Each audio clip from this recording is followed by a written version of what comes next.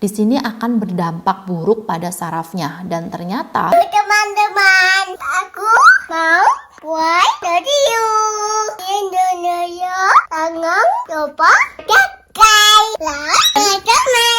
Hai Mam, Assalamualaikum warahmatullahi wabarakatuh. Kembali lagi dengan Mama Anin. Kali ini aku akan membagikan cerita pengalaman dari yang dia melahirkan dengan cara vakum. Apa aja dampak atau efek samping yang dia rasakan setelah melahirkan dengan cara divakum, dan kenapa dia harus divakum. Simak videonya ya.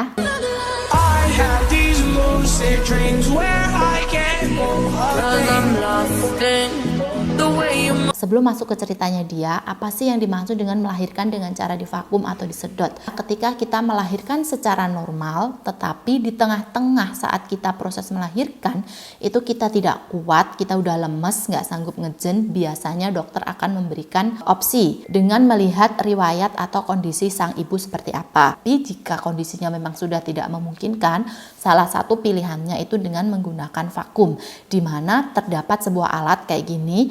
Ini itu digunakan untuk menyedot atau menarik anak kita dari jalan lahir agar dia bisa keluar secara sempurna. Bagaimana cara kerjanya? Kalau berdasarkan pengalaman, dia menceritakan waktu itu dia sudah melahirkan, kepalanya itu sudah keluar tapi belum sempurna, dan dia itu benar-benar lemes, nggak sanggup ngapa-ngapain lagi.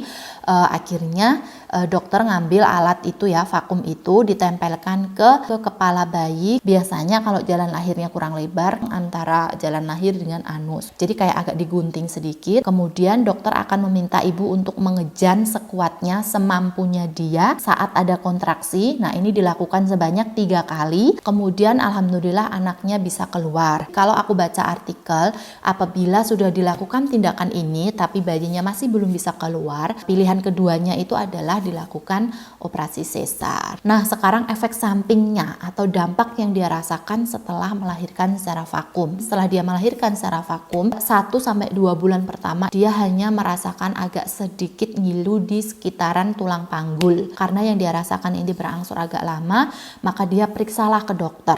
Di situ dicek, ternyata terdapat ini pembekuan atau penggumpalan pada pembuluh darah panggul sampai ke daerah kaki. Di sini akan berdampak buruk pada sarafnya, dan ternyata seiring berjalannya waktu itu ternyata benar saraf kakinya dari panggul ke bawah itu kena. Awalnya dia masih bisa jalan normal, tapi lama-lama itu kayak agak susah. Terus akhirnya setelah hampir 1 tahunan itu dia berjalannya itu kayak orang habis sunat itu. Terus lama-lama dia tambah susah, terus dia kalau mau jalan harus pegangan, kalau nggak pegangan nggak kuat. Nah, seperti itu berangsur sampai sekarang dia nggak berani keluar rumah, aktivitasnya hanya di dalam rumah aja. Sudah kontrol, sudah terapi, semua sudah pernah dia lakukan, tapi mungkin Allah berkehendak lain. Sampai sekarang kondisinya pun masih sama. Seiring berjalannya waktu, ternyata sarafnya itu yang kena bukan cuma daerah kaki.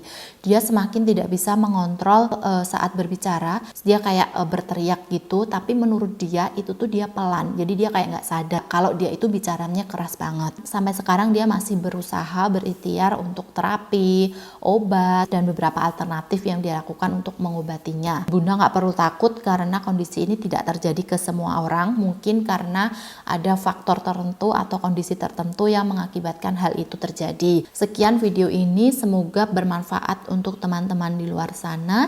Jika ada yang ingin ditanyakan, silakan komentar. Terima kasih. Assalamualaikum warahmatullahi wabarakatuh.